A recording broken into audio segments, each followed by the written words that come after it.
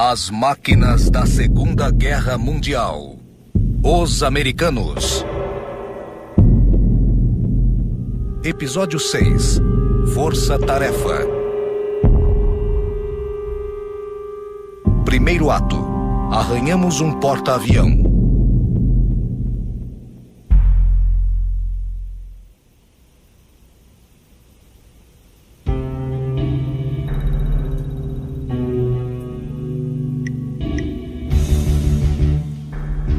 No início de 1942, depois de ter conquistado quase todo o sudoeste da Ásia em poucos meses, o Japão Imperial estava no ápice de seu poder.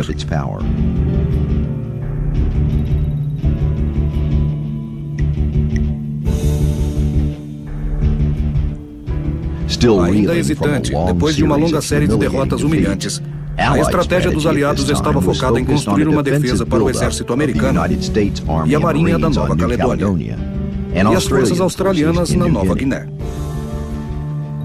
Em abril de 1942, as forças japonesas saíram de sua fortaleza em Rabaul e lançaram a Operação Two-Pronged, que foi uma operação anfíbia de investida em Port Moresby, Nova Guiné, e outra contra Tulagi, nas Ilhas Salomão.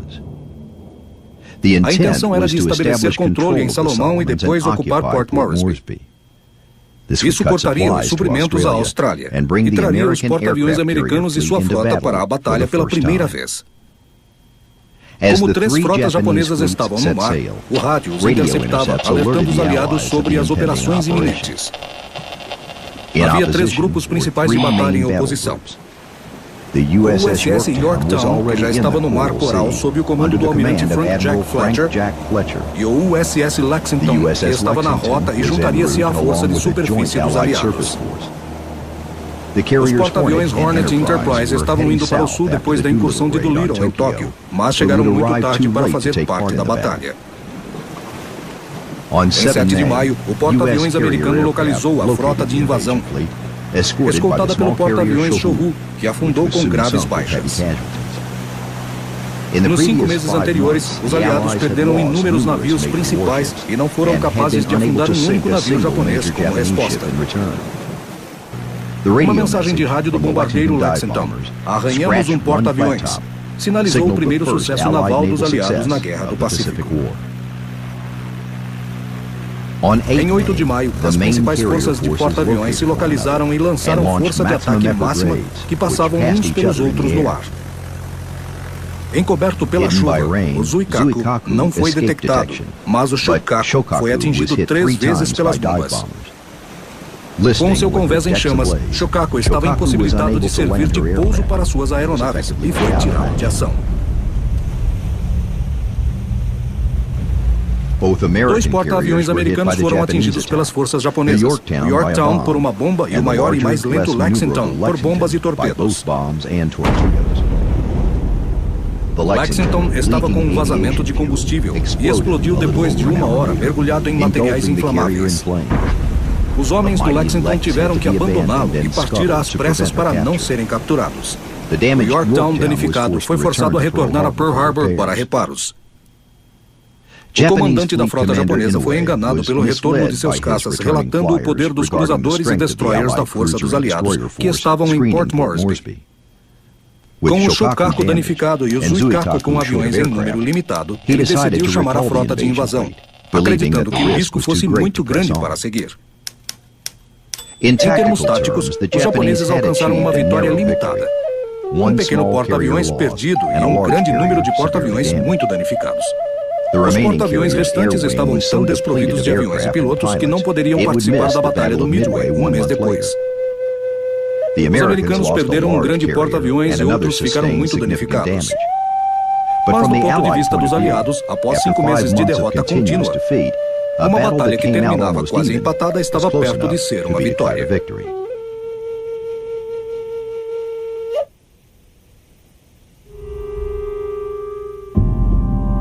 Segundo ato. Milagre em Midway.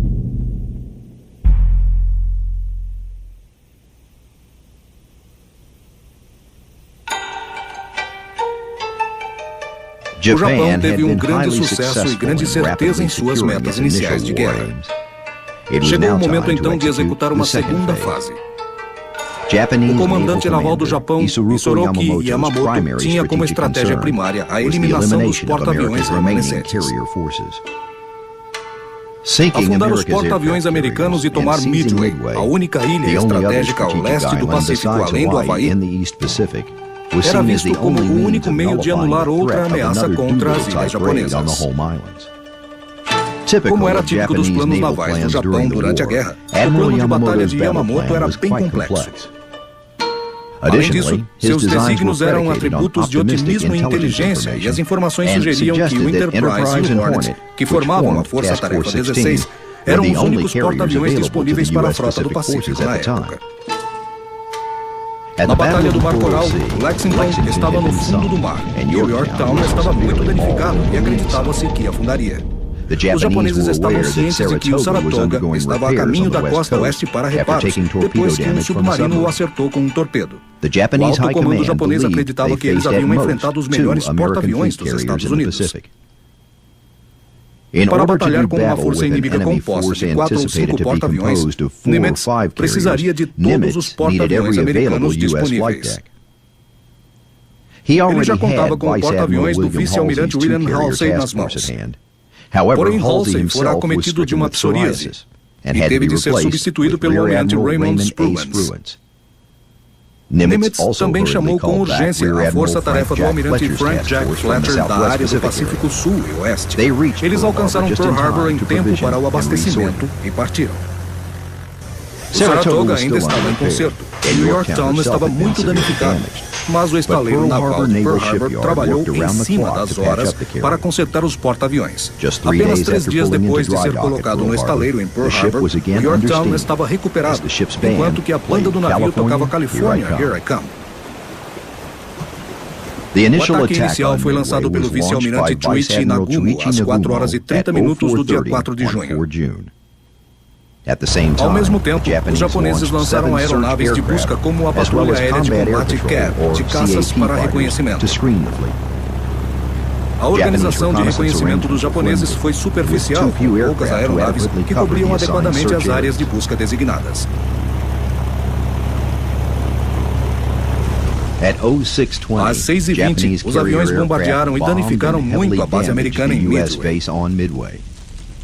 Os pilotos de caça da Marinha em Midway, voando nos Grumman F-4 Wildcats e nos obsoletos Brewster F-2, fizeram a defesa fraca da ilha e sofreram muitas perdas.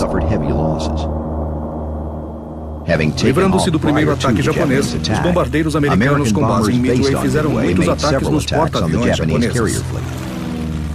Nesses ataques também estavam 6 TBF Avengers. Em sua primeira operação de combate, os 4 B-26 Marauder armados com torpedos. Os japoneses saíram desses ataques com quase nenhuma perda, e em contrapartida destruíram 3 bombardeiros americanos.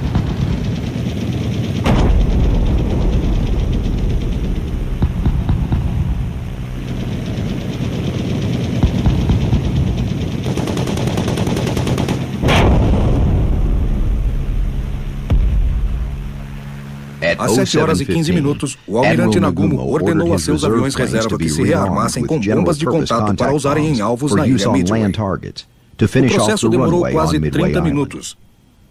E às 7 horas e 40, um avião de escolta do cruzador Tron sinalizou a descoberta de uma força naval americana de tamanho considerável a leste. Nagumo rapidamente retirou sua ordem e pediu ao avião de reconhecimento que averiguasse a composição da força americana. Nagumo entrou num dilema. Se atacasse imediatamente com as forças que tinha, ele não teria a oportunidade de lançar alguma ou todas as suas forças de reserva para atacar a ameaça americana. No final, Nagumo decidiu esperar sua primeira força de ataque aterrissar. E então lançou sua força de reserva que estava apropriadamente preparada. Enquanto isso, os americanos já haviam lançado seus aviões contra os japoneses.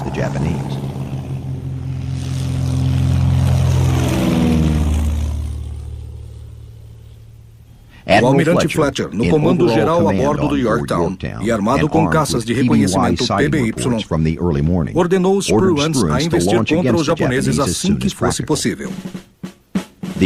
O esquadrão americano foi lançado em grupos gradativos, indo em direção ao alvo em grupos diferentes. Assim, reduziu-se o impacto do ataque americano e aumentou muito as baixas deles.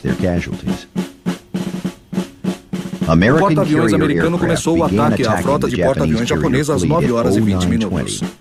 Primeiramente com o 8º Esquadrão de Torpedos, seguido pelo 6º Esquadrão às 9h40, que atacou sem piedade. O TS-8 completou sua missão, e o TS-6 seguiu o mesmo destino, sem que fosse dada a chance para o inimigo mostrar seus esforços.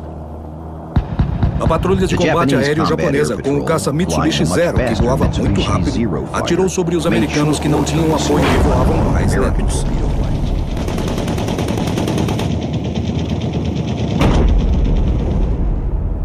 No entanto, além dos terríveis sacrifícios, os aviões com torpedos alcançaram dois resultados importantes. Primeiro, desequilibraram os porta-aviões japoneses que ficaram sem ter como lançar o contra-ataque. Segundo, seus ataques tiraram a patrulha de combate aéreo japonesa de posição. Um terceiro ataque às 10 horas, com um avião munido de torpedos, o VT-3, levou rapidamente a maioria dos caps japoneses para o quadrante sudoeste da frota. Por acaso, ao mesmo tempo em que o VT-3 era avistado pelos japoneses, duas formações continham 3 esquadras dos SBD Dauntless americanos com bombas. Eles se aproximaram da frota japonesa pelo noroeste e pelo sudoeste. Essas formações, embora tivessem dificuldade de localizar os porta-aviões japoneses, tinham agora que respeitar a decisão dos comandantes da esquadra de tomar uma posição perfeita para atacar os japoneses.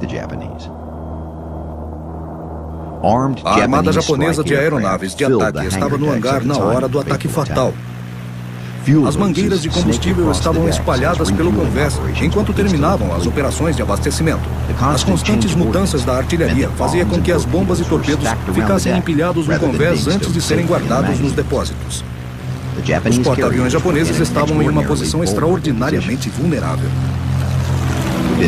Em apenas 6 minutos, os SBD atacaram e deixaram os 3 alvos em chamas.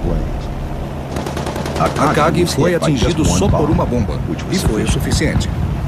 Ela penetrou no convés superior e explodiu entre os aviões armados e abastecidos. Um míssil extremamente próximo também se armou e explodiu embaixo d'água, dobrando o convés para cima e causando um aquecimento que danificou o leme. Soryu teve seu convés atingido por 3 bombas, no momento em que 4 atingiram o Akagi. Os 3 porta-aviões foram tirados de ação, abandonados e foram a pique.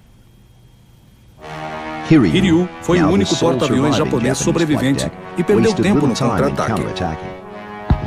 O primeiro ataque dos aviões japoneses danificou muito Yorktown, mas os engenheiros o consertaram bem rápido. Um segundo ataque de bombardeiros o confundiu com um porta-aviões intacto.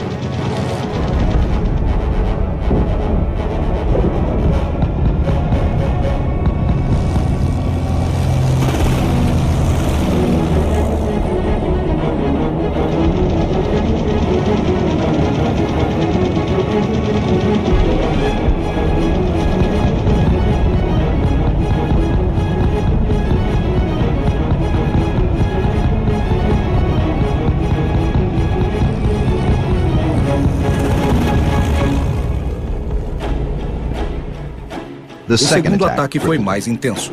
O navio estava fora de combate, mas 2 porta-aviões da Força Tarefa 16 escaparam sem nenhum dano.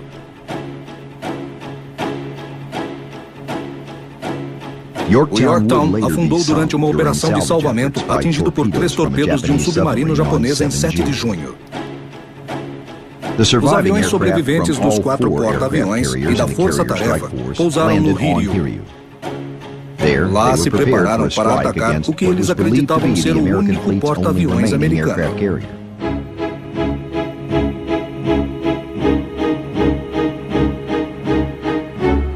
Quando os aviões de escolta americanos localizaram o Hiryu no fim da tarde, o Enterprise lançou o ataque final com bombas contra o único porta-aviões que sobrou desse evento.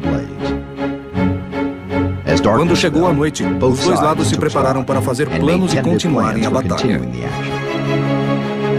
O almirante Spruance estava no comando das forças americanas, enquanto que o almirante Fletcher foi obrigado a abandonar o Yorktown danificado. Spruance sabia que tinha conquistado uma grande vitória, mas ainda estava inseguro quanto às forças japonesas que restaram e estava determinado a assegurar tanto Midway quanto seus porta-aviões. Consequentemente, à noite ele decidiu se afastar, não arriscando uma ação direta contra as forças japonesas que ainda poderiam estar na área. Nas primeiras horas da manhã seguinte, ele retornou ao oeste em posição de cobrir Midway, que deveria sofrer uma invasão. Yamamoto primeiramente decidiu continuar a operação.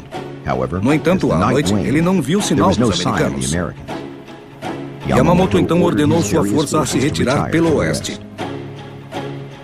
Após marcar uma vitória, as forças americanas se retiraram. O Japão perdeu 4 porta-aviões da sua frota de 6. A expansão do Império Japonês no Pacífico parou.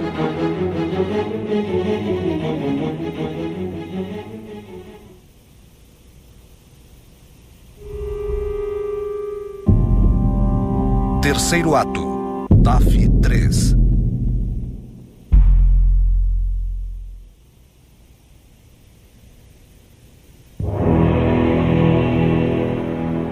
Como a campanha no Pacífico estava ganha, MacArthur não tinha se afastado de seu objetivo de invadir as Filipinas. Em setembro, a reunião dos chefes de Estado aprovou que em dezembro começaria a invasão de MacArthur na ilha Leyte, no centro das Filipinas. Da perspectiva japonesa, o controle das ilhas era vital. Perder as Filipinas ameaçaria os acessos estrangeiros do Japão para alimentos e matéria-prima, como o petróleo do leste da Índia e sudoeste da Ásia. A frota comandada pelo chefe Toyoda Suemo preparou 4 planos de vitória: Show 1, Show e Shigo Sakusen, que era uma grande operação naval nas Filipinas. Show 2, 3 e 4 eram respostas ao ataque em Formosa, Ilhas Ryukyu e Ilhas Kuribi, respectivamente. Os planos eram determinados, complexos, agressivos, e as operações comprometiam todas as forças para a decisão da batalha. Em 12 de outubro de 1944, Nimitz lançou um ataque aéreo contra Formosa para assegurar que os aviões que estavam lá não interferissem na aterrissagem em Leyte. Os japoneses, acreditando que era uma invasão, colocaram o Show 2 em ação, esquadrilha após esquadrilha, para atacar os porta-aviões. Quase 200 aviões foram abatidos ou tirados de combate perto da unidade 58, em uma única tarde. 3 porta-aviões japoneses afundaram na batalha e a Marinha Imperial Japonesa perdeu quase 600 aviões e os porta-aviões em 72 horas. Os porta-aviões japoneses eram a alma principal da ofensiva na Guerra do Pacífico. Como resultado da destruição dos grupos aéreos, eles foram reduzidos ao papel de iscas no tempo da campanha em Leyte. A tarefa de fazer um ataque contra a frota de invasão dos aliados foi dada para os couraçados da Marinha Imperial Japonesa e para os pesados cruzadores que ainda estavam intactos. Foi decidido que o vice-almirante Jizaburo Ozawa, com 4 porta-aviões e mais uma dúzia de outros navios, desceria do norte e avançaria pela força principal americana. Enquanto isso, 2 forças de couraçados penetrariam no centro das Filipinas e então converteriam-se em uma invasão no Golfo de Leyte. Os couraçados mais fracos ao sul, comandados pelo almirante Nishimura, penetrariam no Estreito de Surigao, mais ao sul de Leyte.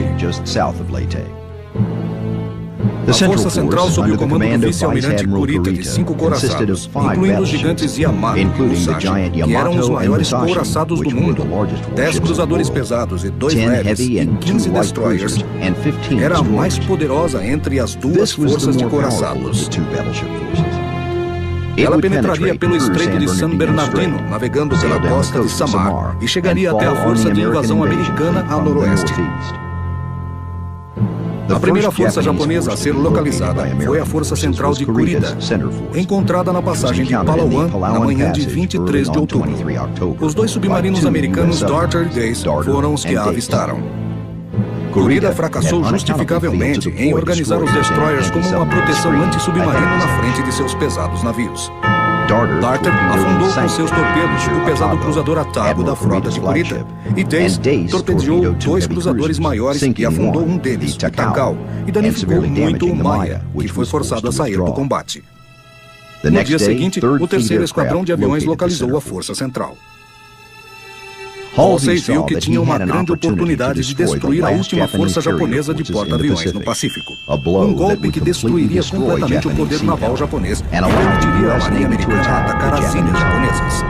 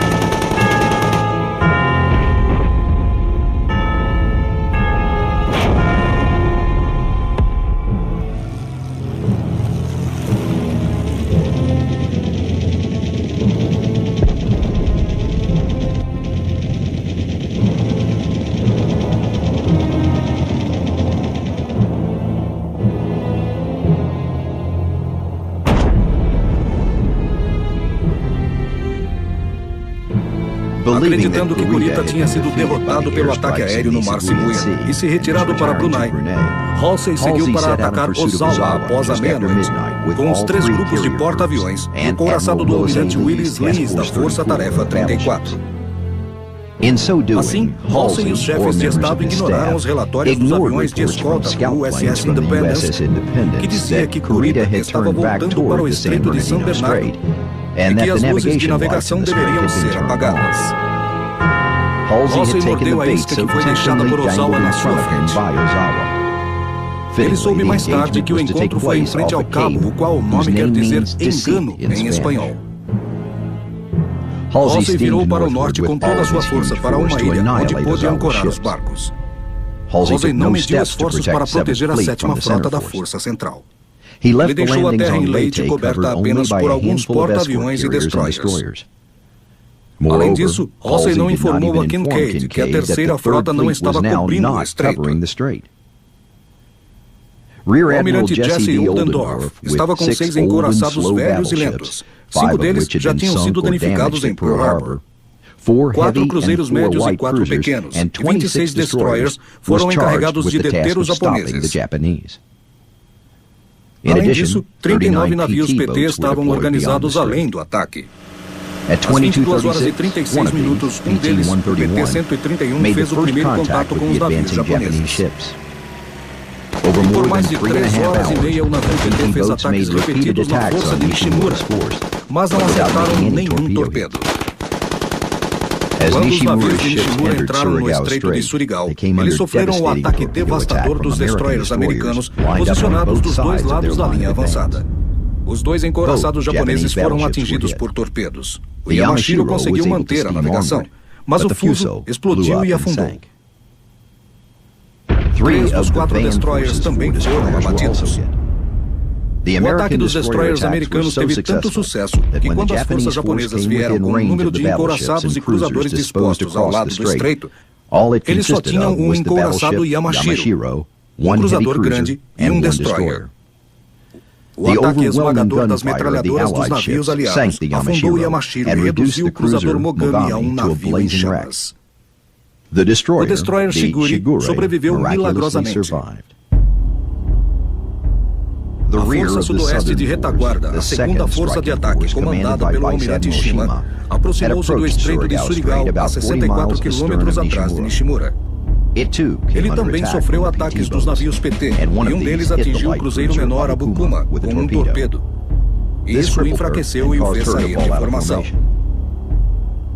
A seguir, Shima encontrou o que sobrou da força de Nishimura, incluindo o que ele pensou ser o fuso e o Yamashiro queimado, mas na verdade eram duas partes do fuso que foi torpedeado. Shima, mais desencorajado, decidiu se retirar.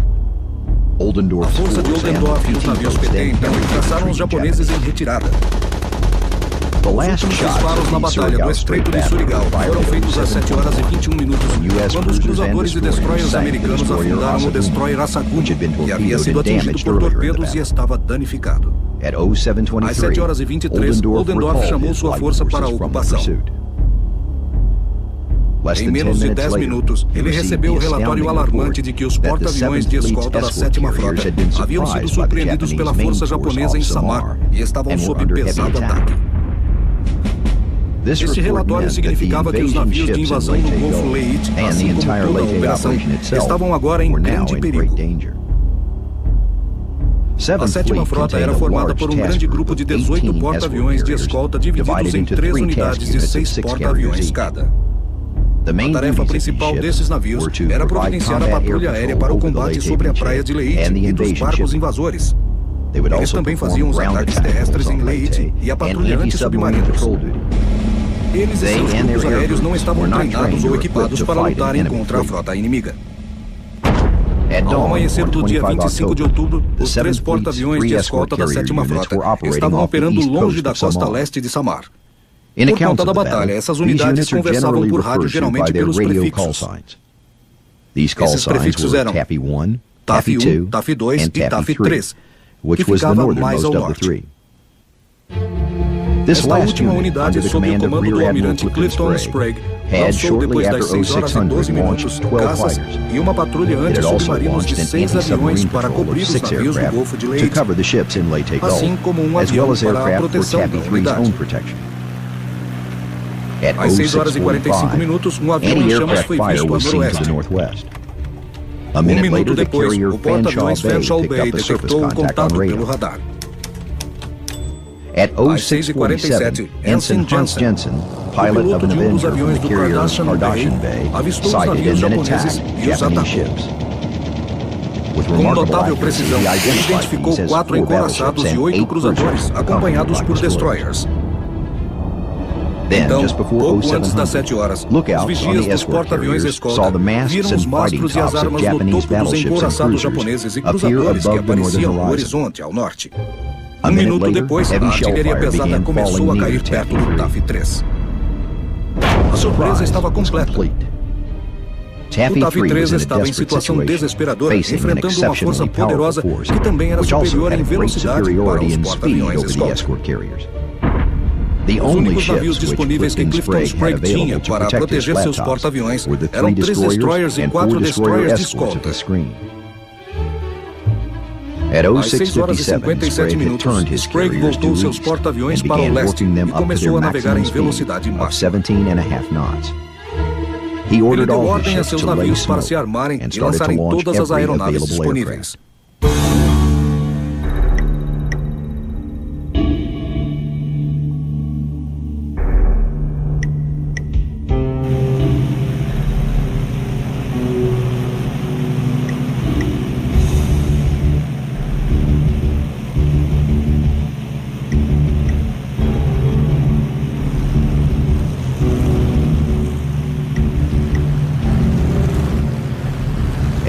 Às 7 horas e 1 minuto, ele fez contato pedindo para quem pudesse que o ajudasse.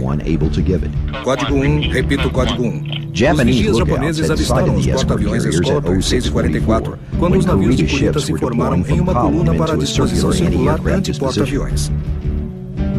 O almirante Kurita ordenou ataque todos, permitindo aos comandantes de seus navios a investirem contra os navios americanos por sua própria iniciativa, sem referência à sua capitania.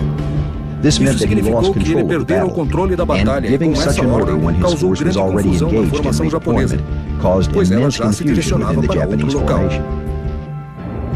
Às 7h16, Sprague ordenou aos seus 3 destroyers de classe Fletcher, Howell, Herman e Johnson, para contra-atacarem a formação japonesa. Eles investiram inflexivelmente sobre os encoraçados e cruzadores, atacando os navios com suas armas de calibre 127 e torpedos.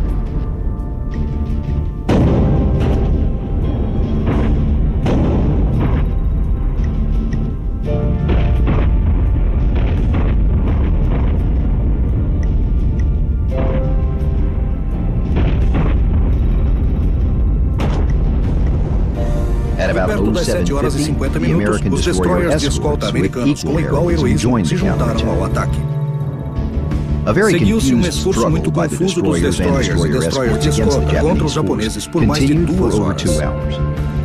Às 9h45, Howell, o Johnson e o destroyer escolta Samuel Roberts afundaram por conta do contra-ataque japonês. Enquanto os navios menores da esquadra de Clifton Sprague contra-atacavam desesperadamente, os navios japoneses estavam sob constantes investidas dos aviões da TAF-3. Muitos desses ataques eram feitos por aviões com armas que não eram detectadas pelo apoio terrestre e impróprias para atacar os grandes navios. E muitos eram ataques disfarçados de aviões desarmados. Entretanto, com as armas disponíveis, os aviões puderam afundar 3 cruzadores maiores e danificar vários navios. Apesar do esforço heróico, o porta-aviões escolta Gambier Bay foi atingido repetidas vezes pela artilharia de calibre 203 e foi danificado e afundou às 9h07. Mas, inesperadamente, embora seus cruzadores e destroyers estivessem à beira de aniquilar o TAF-3, Kurita ordenou que seus navios parassem em ação às 9h11. Enquanto o TAF-3 lutava com os navios de Kurita, TAF-1 era alvo do primeiro ataque kamikaze da guerra.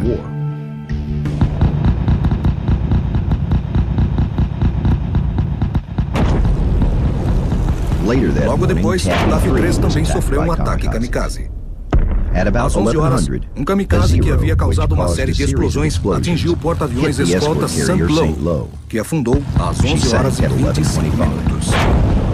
Mais 4 porta-aviões escolta da 7ª Frota ficaram danificados por causa dos ataques kamikaze em 25 de outubro. Enquanto isso, mais ao norte, a 3ª Frota atacava a força japonesa que era uma isca na Batalha do Capo Engano. Os ataques aéreos da Força Tarefa 38 continuaram até a tarde, quando os aviões de Richard fizeram 527 voos de reconhecimento contra a Força do Norte. Eles afundaram um navio de Ozawa, o Zuikaku. Zuikaku era o último porta-aviões sobrevivente que lançou ataque a Pearl Harbor. Eles também afundaram mais 2 porta-aviões menores de um total de 3, danificaram o terceiro e afundaram um destroyer. Outros navios também ficaram danificados. Este foi o fim da Batalha do Capo Engano. Os Estados Unidos perderam um porta-aviões menor, 2 porta-aviões escolta, 2 destroyers e um destroyer escolta. Entre 23 e 26 de outubro, a Marinha Imperial Japonesa perdeu um porta-aviões grande, 3 porta-aviões menores, 3 encouraçados, incluindo o gigante Musashi, 5 cruzadores maiores, 4 cruzadores menores e 12 destroyers. A frota japonesa não existia mais efetivamente.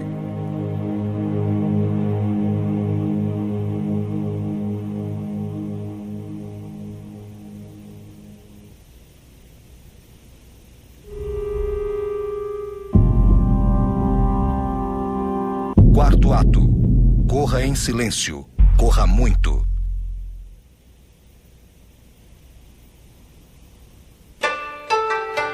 Japan era uma ilha e dependia muito das importações. A frota emergente era a segurança do Japão. O aumento das tensões durante o final da década de 30 entre o Japão e os Estados Unidos levou a Marinha Americana a desenvolver rapidamente um submarino capaz de superar operações de superfície. Os submarinos originalmente serviam como escolta para as frotas dos navios dos capitães da Marinha. Infelizmente, depois do ataque a Pearl Harbor, praticamente nenhuma frota permaneceu nas águas do Pacífico para escolta e proteção. Com a Marinha Americana destruída no Pacífico, as regras dos submarinos de guerra mudaram drasticamente. Às 16 horas do dia 7 de dezembro de 1941, o almirante Harold Stark, chefe de operações naval, emitiu ordem para que todo submarino disponível fosse colocado imediatamente no mar e para o ilimitado número de submarinos que estava a caminho se dirigissem contra qualquer navio japonês. Os Estados Unidos, por chamarem ilimitados submarinos, renunciaram oficialmente ao artigo 22 do Tratado Naval de Londres de 1930. Onde deixava claro a conduta e procedimento de que um submarino não se envolveria em um ataque a um navio inimigo não combatente. Sem treino nesse tipo de missão de procurar e destruir, foi um pequeno milagre que os comandantes dos submarinos conseguissem esses feitos iniciais.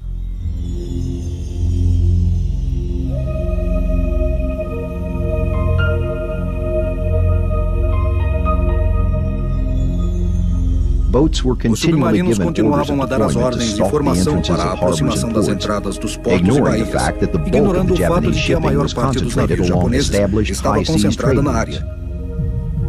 Quando a guerra começou, os submarinos americanos não tinham radar, mas em agosto de 1942, um sistema de procura aéreo chamado ST e o primeiro sistema de procura de superfície, o radar chamado SJ, foram instalados em um submarino. Além disso, a nova classe de submarinos Gato chegou com uma base regular para substituir e reforçar os submarinos de batalha que estavam há tanto tempo em ação.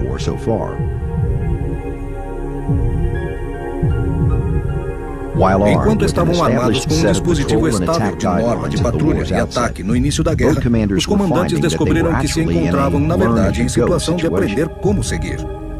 Como resultado, outros procedimentos táticos foram desenvolvidos muitas vezes contra a vontade dos superiores. No início de 1943, os Estados Unidos começaram a lançar o uso de um ataque cooperativo de prova conhecido como Wolfpacken. Como uma parte importante do sucesso dos submarinos alemães no Atlântico, os Wolfpackens americanos retornaram com resultados mistos. A confiança na habilidade de 2 ou 3 submarinos poderem executar o ataque cooperativo contra qualquer navio inimigo era alta, mas a dedicação desses submarinos a um único ataque era considerada por alguns um desperdício de recursos militares. Os comboios japoneses operavam com um número mínimo de navios quando faziam operações marcantes no Atlântico, e este número reduziu graças à extrema eficiência dos submarinos Wolfpacks. A diferença entre o alto comando dos Estados Unidos e os submarinos alemães era grande.